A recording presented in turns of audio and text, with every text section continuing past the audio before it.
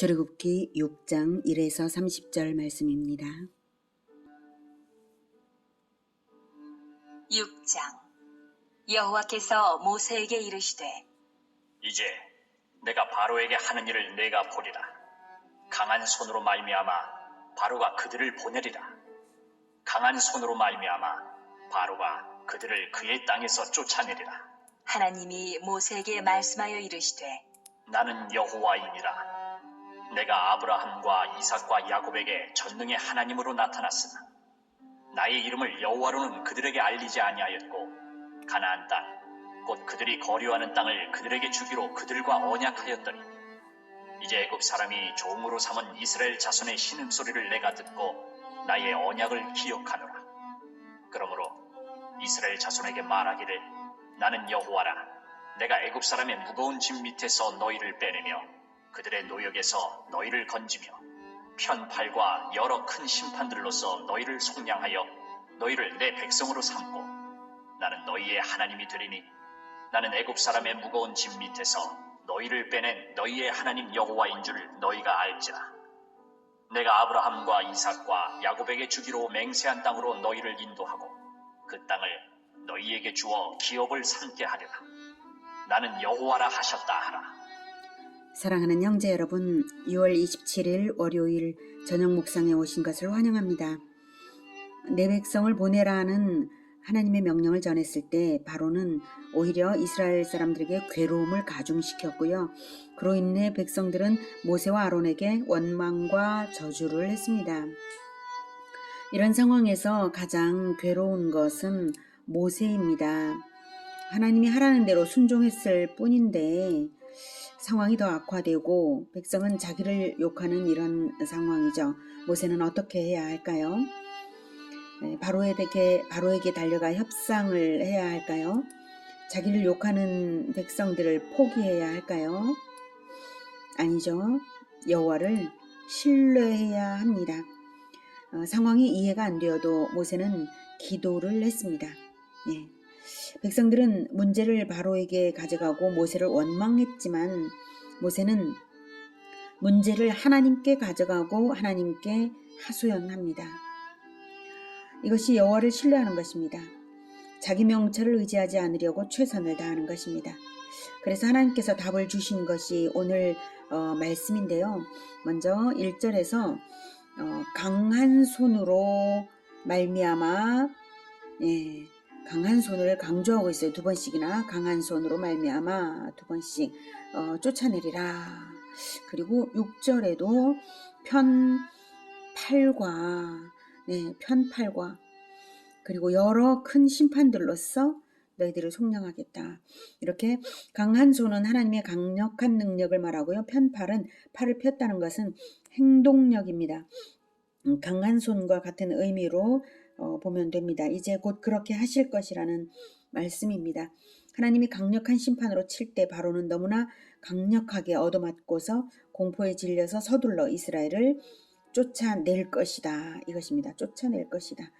그리고 이것이 이스라엘에게도 여호와 체험이 되어서 여호와가 어떤 분인지를 드디어 알게 될 것이다 라는 뜻으로 3절에서는 너희들에게 여호와로는 그들에게 알리지 아니하였고 언약을 주었더니 나의 언약을 기억하노라.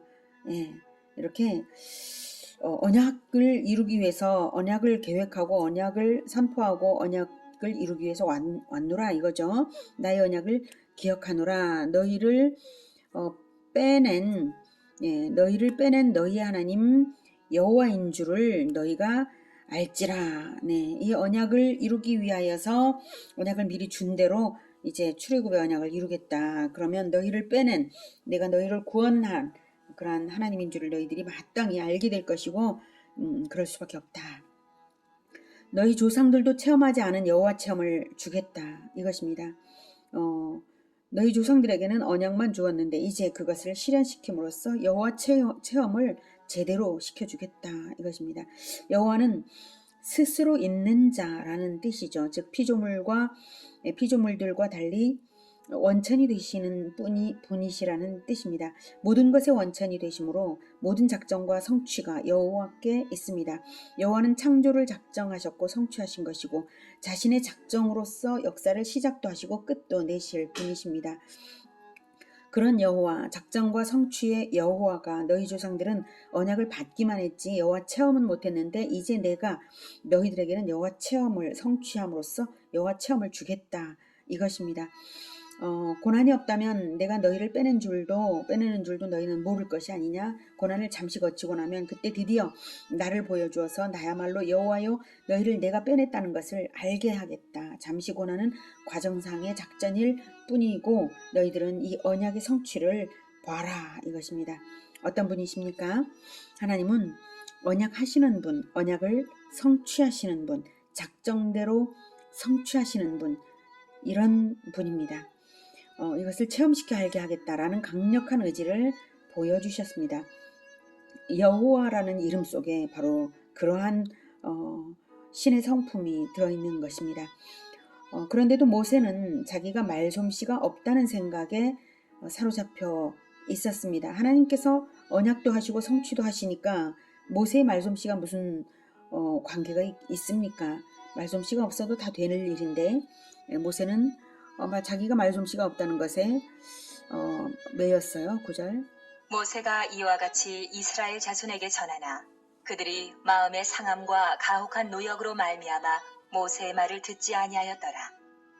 여호와께서 모세에게 말씀하여 이르시되 들어가서 애굽 왕 바로에게 말하여 이스라엘 자손을 그 땅에서 내보내게 하라. 모세가 여호와 앞에 아뢰어 이르되 이스라엘 자손도 내 말을 듣지 아니하였거든 바로가 어찌 들으리이까. 나는 입이 둔한 자니이다. 네, 자기가 할 일이 바로를 설득해야 하는 일이라고 착각한 것이에요.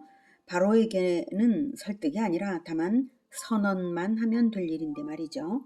그렇습니다. 우리가 할 일은 순종이지 완성은 하나님이 하십니다. 우리는 믿음으로 행하는 순종만 필요하고요. 성취는 작정하신 하나님께 있는 것입니다. 내 솜씨 여하에 따라 하나님의 성취가 달라지는 것이 아닙니다. 순종으로 실천하냐 안 하냐 이것만 중요할 뿐입니다. 역사를 작정하시고 성취하시는 분인 여호와가 언약을 주셨다는 사실, 이것이 얼마나 놀라운 은혜인가요? 언약을 주셨기 때문에 성취하실 것입니다. 언약을 받았다는 것 자체가 놀라운 은혜입니다. 성취하시기 위해서 언약을 주셨으니 언약을 그냥 받은 것으로 믿음으로 그저 나를 내어드리면 되는 것이죠. 우리에게도 언약이 있습니다. 여호와께서 보내신 그리스도를 통해 언약을 받으신 것을 여러분 믿으십니까? 고린도전서 11장 25, 26절에는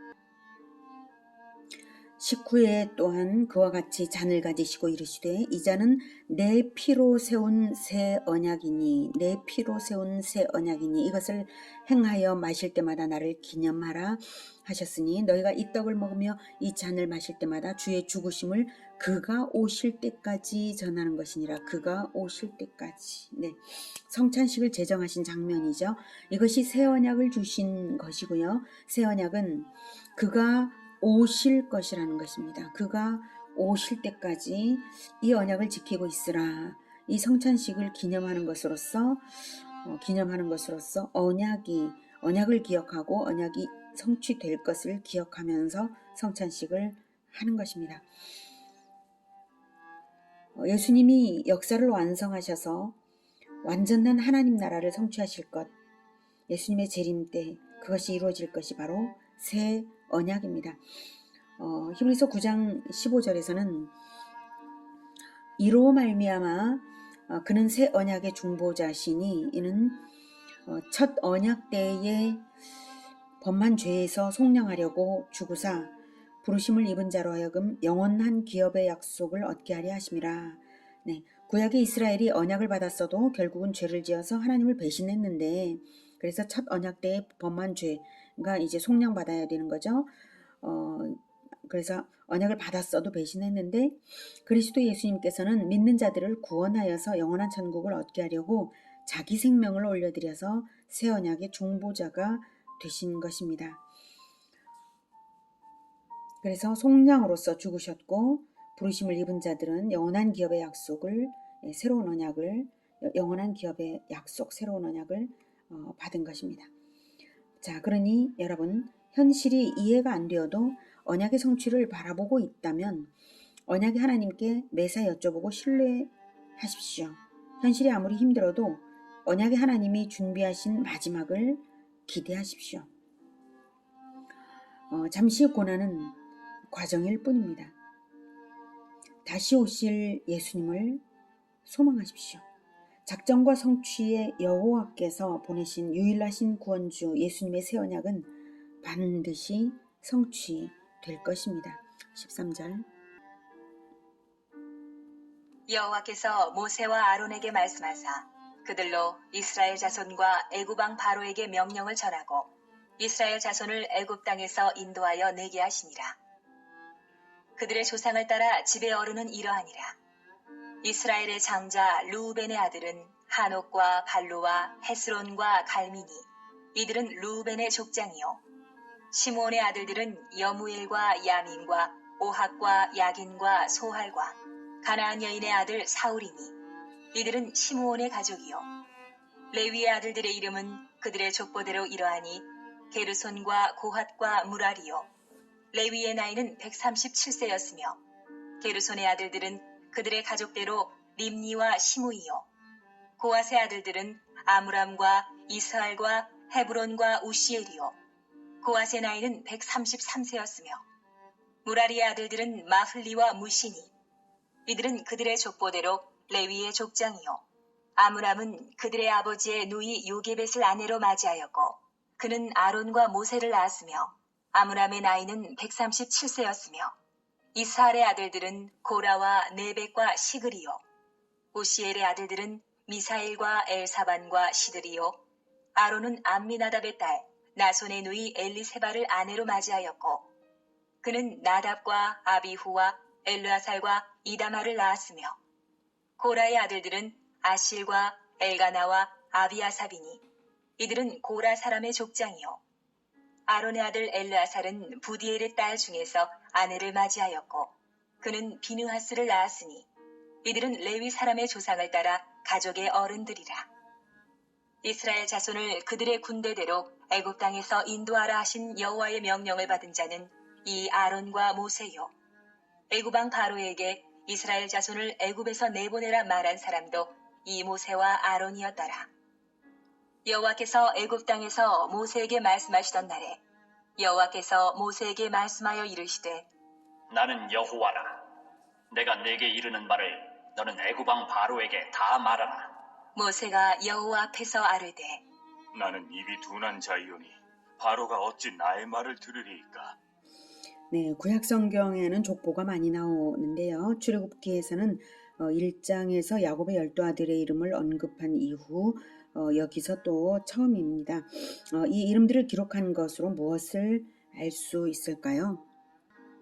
그것은 첫째로 성경으로 기록된 구원의 이야기가 설화도 아니고 신화도 아니고 역사적 사실이라는 사실입니다.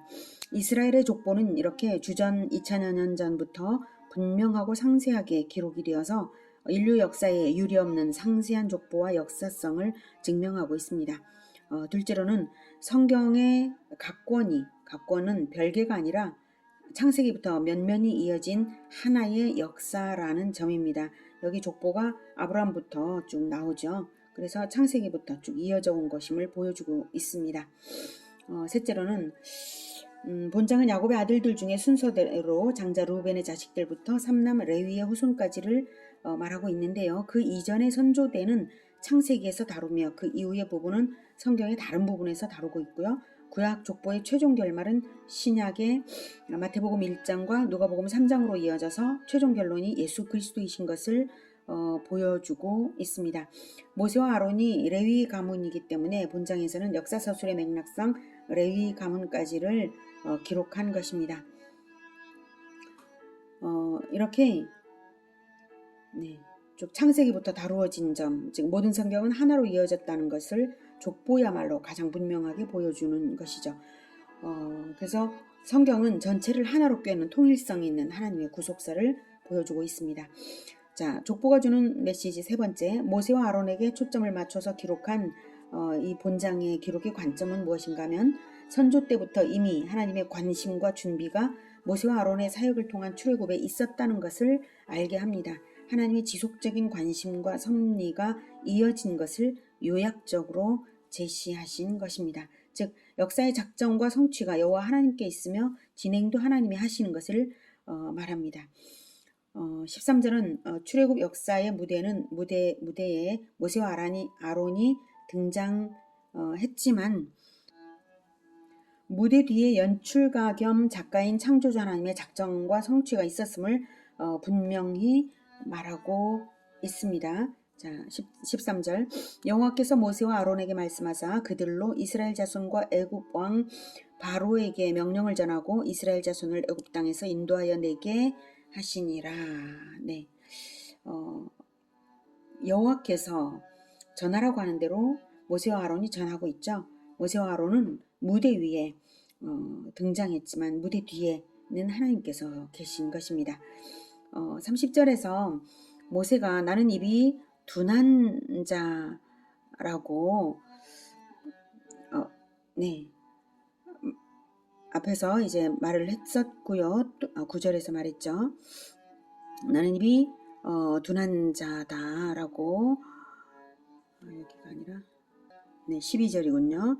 나는 입이 둔한 자니다 라고 말했고 전장 30절에서도 나는 입이 둔한 자이오니 바로가 어찌 나의 말을 들으리까 이렇게 말했었다는 것은 그래서 출애굽기의 기록자인 모세가 자신의 부족함과 어리석음을 분명하게 알고 있었죠. 예, 그렇게 부족했음에도 불구하고 마침내 하나님께서 이루셨음을 강조하고 있는 것이죠. 지금 이 기록은 출애굽기가 다 끝나고 난 다음에 나중에 기록한 것이니까요. 그래서 그때 말씀하신 대로 다 지금 이렇게 다 이루어졌는데 그 당시에 나는 즉 모세는 입이 둔한 자라고 자꾸 하나님께 말씀을 드렸었다. 이것을 이제 보여주고 있는 것입니다. 다음 족보가 보여주는 메시지 넷째는 성경이 족보를 중시하는 것은 지극히 법적인 것인데요. 그 의미가 무엇인지를 보여줍니다. 즉 하나님 나라의 주민등록이면서 천국의 가족관계 증명서 이것이 바로 족보입니다. 우리는 주민등록 등본을 행정부의 산하인 동사무소에서 발급받고요. 가족관계 증명서는 사법부에서 발급을 받죠. 대한민국 국민이라면 이 두 가지는 누구든지 다 발급받을 수 있고 그것으로서 대한민국 국민인 것이 증명이 됩니다. 마찬가지로 성경의 족보는 그 조상이 누군가를 보면 하나님의 아들들인지 아닌지를 알 수가 있습니다. 그렇다면 우리도 천국 백성인데 우리의 족보는 어디에 있을까요? 예, 바로 천국의 생명책, 어린 양의 생명책이 우리의 족보입니다. 요한계시록 20장 12절에 또 내가 보니 죽은 자들이 큰 자나 작은 자나 그 보좌 앞에 서 있는데 책들이 펴 있고 또 다른 책이 펴졌으니 곧 생명책이라 죽은 자들이 자기 행위를 따라 책들에 기록된 대로 심판을 받으니 이게 최후의 심판 장면인데요. 보좌에 심판주 하나님이 계시고 그 앞에 심판의 근거 자료들인 책들이 펴 있고 또 다른 책인 생명책이 제출되어 있습니다. 책들은 행위를 기록한 책입니다. 자기 행위를 따라 책들에 기록된 대로 심판을 받으니까요. 행위의 책들이고 그 행위에 따라 심판을 받고요. 그러면 생명책은 심판에 어떤 작용을 하느냐 하면 누구든지 15절에 누구든지 생명책에 기록되지 못한 자는 불못에 던져지더라. 이렇게 말하고 있죠. 생명책에 기록된 이름들은 불못에 던져지지 않는다. 즉 심판이 면제된다는 뜻입니다. 생명이라는 증거가 그 책에 기록이 되어 있으니까요. 살아있으니까요. 생명책은 이름들의 책이고 심판의 근거 자료이므로 생명책의 이름들은 서로가 서로의 생명을 증언하는 증인의 이름들입니다. 즉 누가 누구를 낳고 누가 누구를 낳았다는 기록의 연속일 것입니다.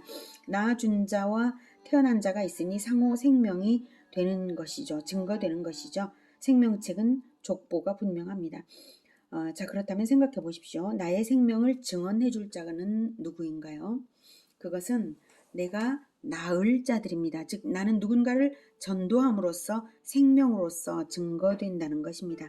전도하고 전도하여서 생명책에 후손의 이름을 많이 남기시는 여러분 되시기를 기원합니다.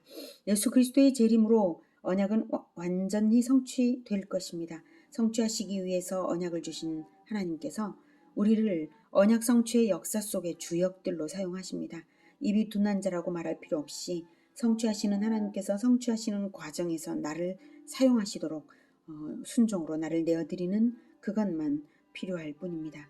그저 단순한 마음으로 선포하며 전도하고 또 아는 만큼 생명의 말씀을 가르치고 또 가르쳐서 후손의 이름을 생명책에 많이 남기는 우리 모두가 되기를 기원합니다. 기도하겠습니다. 하나님, 언약을 주시는 이유가 성취하기 위해서이고 그리고 그 언약을 하나님께서 책임지고 성취하시는 것 너무나 감사합니다. 하나님께서 언약을 성취해가는 모든 과정에서 저를 사용하여 주시고 이 묵상을 시청하시는 여러분들을 다 사용하여 주셔서 마침내 하나님께서 뜻하시는 모든 구원을 완성시켜 주시옵소서. 그리고 우리가 늘 전도함으로써 생명으로 증거되는 그것이 생명책의 많은 계보의 기다란 아주 긴 줄기로서 확인하는 그날을 기대해 봅니다. 주님 우리를 붙들어 주시고 언제나 주님께 순종으로서 나를 내어드리겠습니다. 받아 주시옵소서. 예수님의 이름으로 기도드립니다. 아멘. 이어지는 시간은 개인 기도 시간입니다.